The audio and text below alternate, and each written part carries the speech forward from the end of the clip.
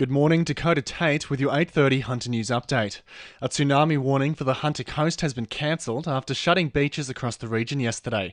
There was fear an underwater volcano which erupted in Tonga on Saturday could threaten Australia's east coast with strong currents and dangerous conditions predicted in the water.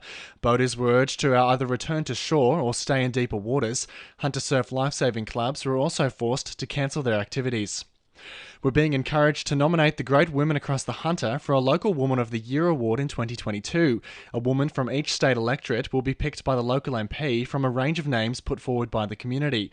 Maitland MP Jenny Aitchison says she'd like to see the Hunter recognise women who'd made a real difference. They can go online to nominate them. There was a link on my website to do that, and they can also send an email to my office as well, and they need to give that information to us by the 20th of January. A man accused of murdering a 63-year-old at a Mayfield boarding house last July is hoping to apply for bail next week. Zachary Joel Dowling is yet to enter a plea. The 35-year-old was also rebuked by a magistrate after sending unsolicited letters to the court.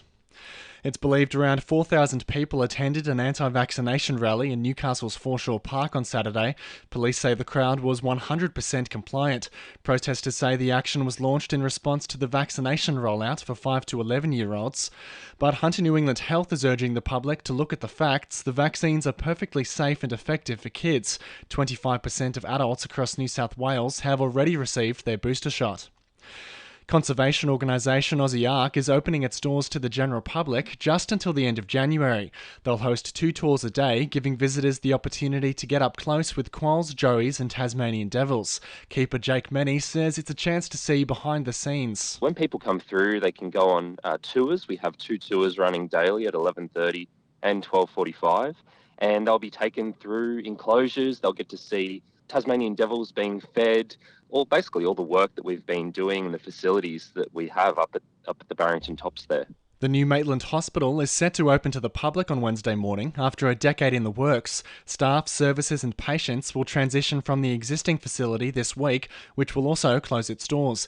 It's believed the $470 million state-of-the-art facility will be a much-needed boost for healthcare in the region, especially as COVID hospitalisations continue to climb. The Diocese of Maitland and Newcastle is hoping to build a new chapel between 2 schools in Chisholm. The diocese has lodged a development application for the project, which will sit on vacant land between St Bede's Catholic College and St Aloysius Primary School. The circular chapel will feature landscaped gardens, statues and a reflection pond, with the late Bishop Bill Wright helping to design the project. Construction's expected to begin in late 2023. Police are investigating the cause of a crash which claimed a motorcyclist's life at Mulberry on Friday afternoon, and the Hunters HSC students will be able to access their results from Thursday, 4 days ahead of schedule. 2NURFM Sport. The Knights are reeling with the prospect of missing hooker Jaden Brayley for the majority of the season with a torn Achilles. The co-captain went down at training on Saturday and will miss between 5 and 8 months. Local junior Chris Randall looms as his likely replacement. Newcastle City have handed West their first loss of the cricket season, winning by 9 wickets in the summer bash.